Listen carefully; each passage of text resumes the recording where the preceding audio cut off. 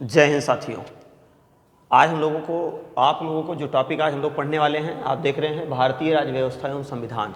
बहुत ही महत्वपूर्ण टॉपिक आज का होने वाला है। आज का जो टॉपिक होने वाला है, इस टॉपिक से आपके एग्जाम में 100% यहाँ से क्वेश्चन आते हैं और इतना सरल भाषा में हम आज आपको पढ़ाने वाले हैं कि एक ही बार में पूरा वीडियो देखने के बाद आपका पूरा कॉन्सेप्ट क्लियर हो जाएगा। तो आइए सीधे हम लोग चलते हैं टॉपिक पर। आप देख रहे हैं कि लिखा है भाग 8 पार्ट 8। आज का जो ये है पार्ट 8 भाग 8। जैसे अगर हमारे संविधान में बात की जाए तो संविधान में हमारे भाग 1 से लेकर भाग 22 तक का सारा सब कुछ पूरा प्रावधान किया गया है। आपको बताया जा चुका है इससे पहले वाली क्लास में कि भारतीय राज्य व्यवस्था एवं संविधान, तो किसी भी देश या किसी भी राज्य की व्यवस्था जिस आधार पर चलाई जाती है उसी को क्या कहते हैं, उसी को संविधान कहते हैं।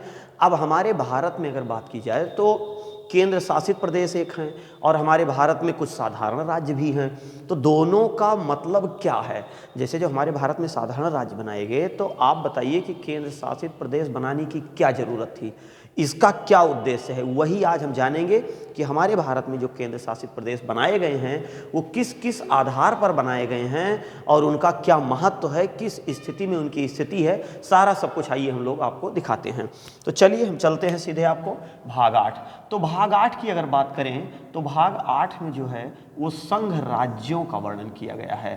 संघ राज्यों का वर्णन है। तो भाग 8 में संघ राज्यों का वर्णन है। संघ राज्यों का मतलब ये हुआ कि केंद्र शासित प्रदेश। तो केंद्र शासित प्रदेश की अगर बात की जाए तो कितने आर्टिकल से लेकर के और कितने आर्टिकल तक हैं, तो 239 से लेकर के और 242 तक। देखिए यहाँ आर्टिकल का कोई बहुत ज़्यादा महत्व नहीं है, अनुच्छेद का कोई बहुत ज़्यादा महत्व नहीं है। आपको केवल 3 आर्टिकल इसमें पढ़ने हैं। आपको अगर इसमें देखना है तो इसमें केवल 3 आर्टिकल आपको पढ़ने हैं। इसमें अनुच्छेद 239, देखिए अनुच्छेद 239 ये कहता है कि संघ शासित प्रदेश, क्या कहता है? संघ शासित प्रदेश। हमारे भारत में संघ शासित प्रदेश, उनकी संरचना क्या है, संरचना क्या है, उनका निर्माण कैसे हुआ है, किस आधार पे हुआ है, अर्थात उनका गठन कैसे हुआ है, इन सारी चीज़ों का उल्लेख किस आर्टिकल में कहता है? तो 239 में अनुच्छेद कहा गया है, 239 में कि संघ शासित प्रदेश की संरचना, निर्माण और उनका गठन किस आधार पे होगा। तो अभी आपको हम बहुत विधिवत तरीके से बताने वाले हैं। और दूसरे आर्टिकल की अगर बात की जाए तो इसमें दूसरा आर्टिकल जो है वो आपका है 240, सॉरी हाँ 240 पढ़ लीजिए। 240 में क्या कहा गया है? 240 में ये कहा गया है कि यहाँ का जो भी नियम कानून होगा उसको, उस नियम कानून को बनाने वाला कौन आएगा? तो उसको बनाने वाले आएंगे राष्ट्रपति साहब। तो राष्ट्रपति साहब इसमें कहते हैं कि राष्ट्रपति को, जो हमारे देश के राष्ट्रपति साहब होते हैं, राष्ट्रपति को संघ क्षेत्रों में कानून बनाने का अधिकार है। संघ क्षेत्रों में कानून मतलब वहाँ का प्रशासन चलाने का अधिकार है। राष्ट्रपति को संघ क्षेत्रों में प्रशासन कहने का मतलब है प्रशासन। तो भाई ये तो खुद चलाने जाएंगे नहीं। अब इसके लिए किसकी नियुक्ति करेंगे?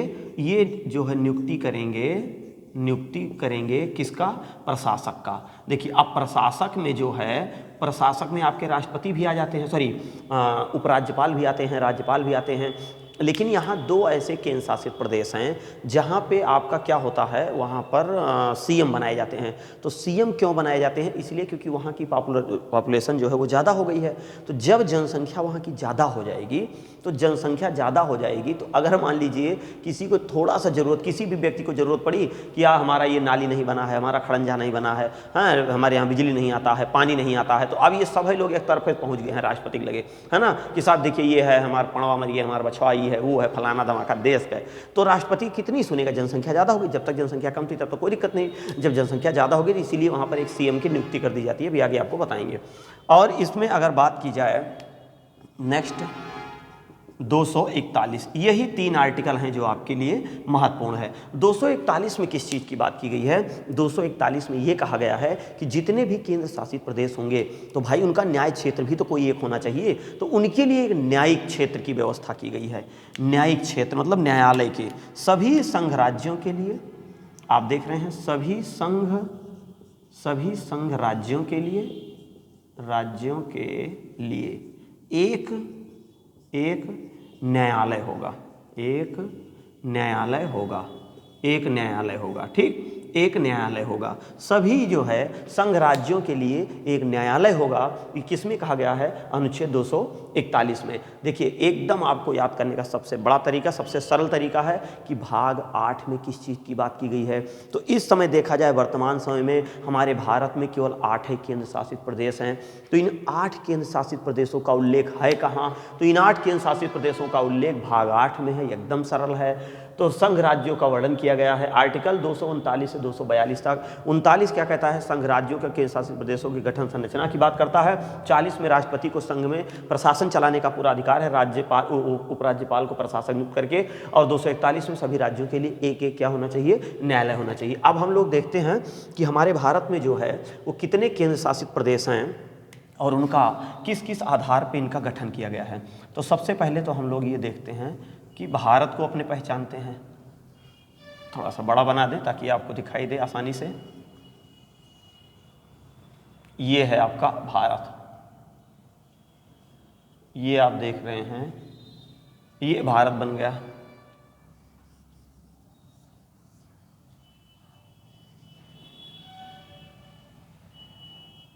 ये देखिए, ये है आपका भारत, ये, और ये है आपका सिक्किम, ठीक। अब आप देख रहे हैं कि ये आपका जो भारत दिख रहा है, ये भारत में कहाँ कहाँ पर हमारे केंद्र शासित प्रदेश हैं। तो देखिए सबसे पहले अगर बात की जाए तो यहाँ पर एक केंद्र शासित प्रदेश है जिसका नाम है वर्तमान में लद्दाख, अभी हाल ही में इसका निर्माण किया गया है। एक दूसरा यहाँ है JNK, तीसरा आपका यहाँ पर चंडीगढ़ है, चंडीगढ़, और चौथा जो आपका है, इसको थोड़ा सा हाईलाइट कर दिया जाए, ये भाई मुख्य क्षेत्र है दिल्ली, राजधानी क्षेत्र है। यहाँ पे आपका दमन है, यहाँ पे आपका दीव है, और यहाँ पे आपका दादर नागर हवेली है। तो इन सब को एक बना दिया गया है, इन सबको एक राज्य बना दिया गया है। अभी दमन दीव अलग था और दादर नागर हवेली आपका अलग था, लेकिन इन दोनों लोगों को एक कर दिया गया है। तो ये आपका हो गया, इसका नाम हम लिख सकते हैं यहाँ पर दमन दीव एवं दादर नागर हवेली, दादर नागर हवेली। ये हवेली इसका नाम है, नहीं तो सोच लीजिए हवेली है ये, है ना। अब यहाँ पर एक राज्य और आपका है, ये घोड़े की नाल जैसा है, इसका जो नाम है एक यहाँ पर है, इसको भी बना देते हैं। ये 7 नंबर पे, ये 5, ये 6, इसको बना देते हैं। ये आपका 6 नंबर पे है। ये है आपका पुडुचेरी, ये क्या है? पुडुचेरी है। पुडुचेरी, एक इसके पास कराईकल है, एक एनम है, और एक यहाँ पर माहे है। ये सब हम आगे पढ़ेंगे। और जो 7 नंबर पे है इसका नाम है लक्षद्वीप, लक्षद्वीप, ये आपका 7वां है। एक केंद्र शासित प्रदेश आपका यहाँ पर है, ये है 10 डिग्री चैनल रेखा, 10 डिग्री चैनल रेखा, 10 डिग्री चैनल रेखा।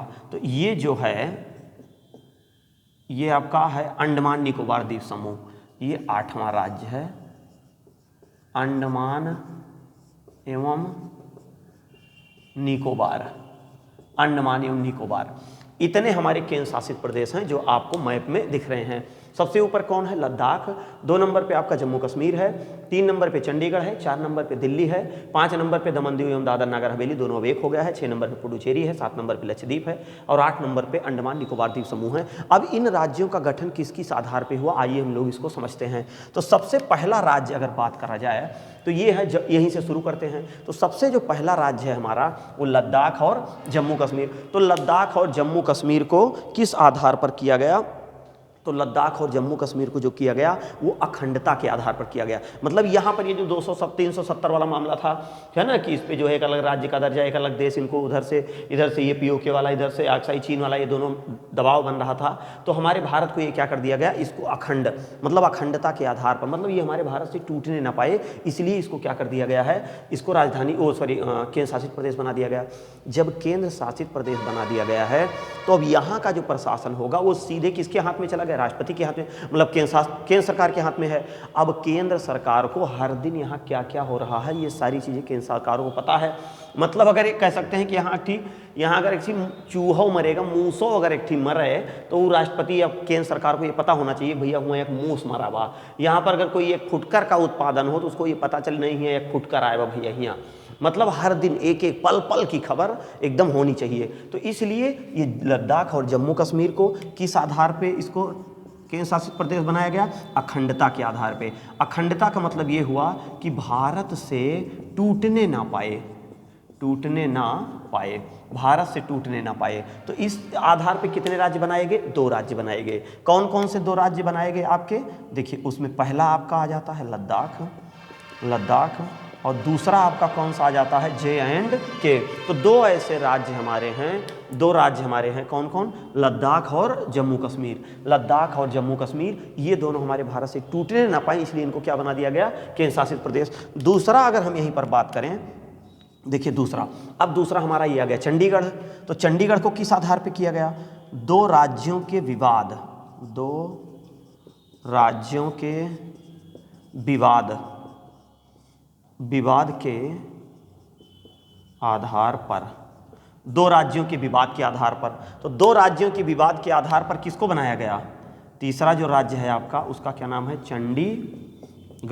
चंडीगढ़। तो चंडीगढ़ को किस आधार पे बना दिया गया? विवाद के आधार पे। दोनों लोगों का आपस में विवाद हो रहा था। किसका विवाद हो रहा था? जैसे मान लीजिए ये है आपका पूरा चंडीगढ़, ये चंडीगढ़ है और इधर जो है, इधर आपका कौन सा है? हरियाणा है, ये आपका हरियाणा हो गया। और इधर आपका कौन सा राज्य है? ये पंजाब है। और ये मान लीजिए आपका चंडीगढ़ है, ठीक।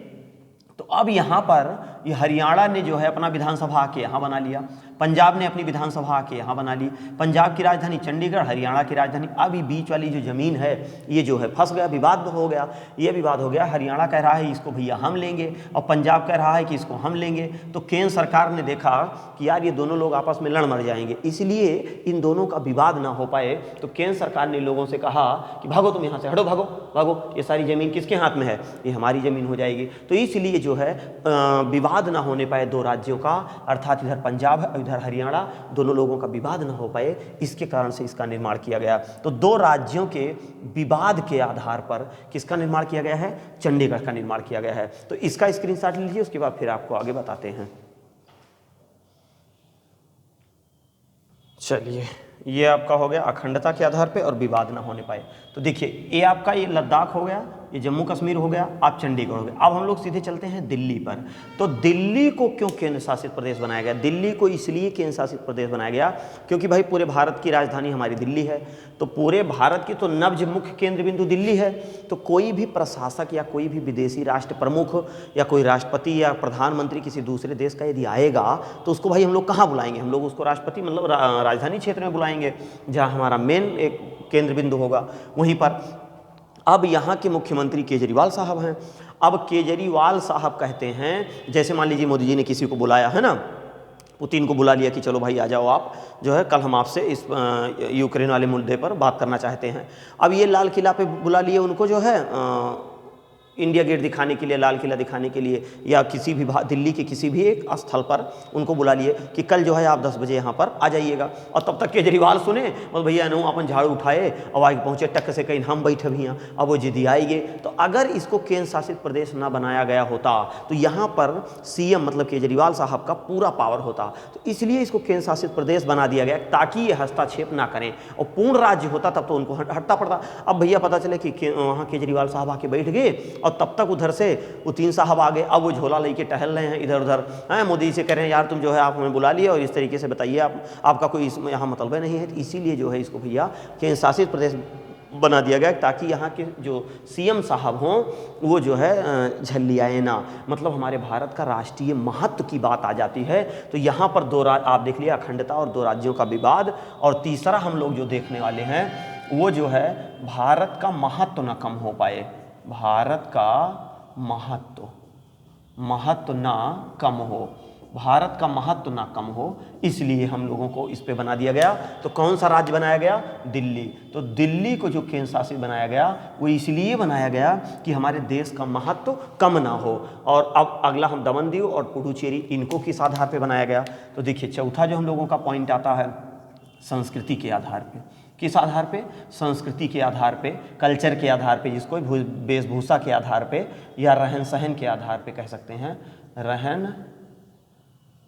रहन सहन के आधार पे, रहन सहन के आधार पर, रहन सहन के आधार पर, रहन सहन के आधार पर बनाया गया। रहन सहन के आधार पर किन दो राज्यों को बनाया गया? तो आप देख रहे हैं ये आपका चौथा राज्य था, अब यहाँ पर दो राज्यों को बनाया गया, एक आपका पांचवा और एक आपका छठा। देखिए कौन कौन बनाया गया? पांचवा जो बनाया गया वो दमन दीव को बनाया गया, दमन दीव एवं दादर नागर हवेली, दादर नागर हवेली। और जो छठा है ये है आपका पुडुचेरी। पुडुचेरी को क्या कर दिया गया? पुडुचेरी को जो है संस्कृति के आधार पे, अब देखिए संस्कृति के आधार पे मतलब जैसे यहाँ पर विदेशियों का कब्जा था, फ्रांस वालों का कब्जा था, विदेशियों का कब्जा होने के कारण उनका रहन सहन दूसरा है, उनका कल्चर दूसरा है, उनका सारा सिस्टम दूसरा है। और जो हमारे यहाँ आंध्रा और तमिलनाडु में रहने वाले लोग हैं, इनका कल्चर भैया अलग है। अभी सब रहे टाई बेल्ट वाले, फ्रांस वाले टाई बेल्ट वाले वो कोट वाले हैं, और यहाँ वाले तो भैया अगर कहीं बाराती जाएगा तो पता लाग गोल्ड उठाएं, लुंगी बटोरीन और चल दी, इधर लुंगी वाला सिस्टम है। यहाँ का भी कल्चर अब मैचे नहीं कर रहा है। मान लीजिए ये दोनों लोगों का कल्चर ही नहीं मैचे कर, ना रहन सहन का ना कुछ। अब पता चला देखिए हमारे यहाँ तो साउथ में क्या है कि ये लुंगी पहन के अगर दुल्हा बाराती जाएगा तो लुंगी पहन के चला जाएगा, लेकिन उत्तर भारत में लुंगी पहन के नहीं जाएगा। और ब्रिटेन वालों की बात पड़ेगी तो ससुर अंडरवियर पहन के सीधे चले जाएंगे, वो उन लोगों को तो और एक अलग संस्कृति है। तो हमारे कहने का मतलब है कि इन दोनों को संस्कृति के आधार पर अलग कर दिया गया, क्योंकि इनकी और इनकी संस्कृति हमारे भारत के राज्यों से नहीं मिल रही थी, इसलिए इनको केंद्र शासित प्रदेश बना दिया गया। चलो यार ठीक है, तो आप लोगों का विवाद ना रहे। तो संस्कृति के आधार पर किसको किसको बनाया गया? दमन दीव दादरा नगर हवेली और दूसरा पुडुचेरी को। अब दो आते हैं, एक लक्षद्वीप बच रहा है और आपका अंडमान निकोबार द्वीप समूह बच रहा है। तो अब जो है यहाँ ये जो बच रहे हैं इनका क्या मामला है? इनका मामला ये है कि दिल्ली यहाँ है, मुख्य भूमि ये है, तो ये दोनों जो राज्य हैं इधर, ये राज्य ये हमारे भारत के मुख्य भूमि से दूर हैं। तो भारत के मुख्य भूमि से दूरी पर है, ये भी भारत के मुख्य भूमि से दूरी है। तो भारत के मुख्य भूमि की दूरी जो है, मुख्य भूमि से दूरी पर हैं। कौन कौन दूरी पर हैं? दो राज्य हैं। कौन? एक लक्षद्वीप आपका हो गया, तो लक्षद्वीप सातवां आपका हो गया, लक्षद्वीप। आठवां आपका जो हो गया वो हो गया अंडमान निकोबार द्वीप समूह, अंडमान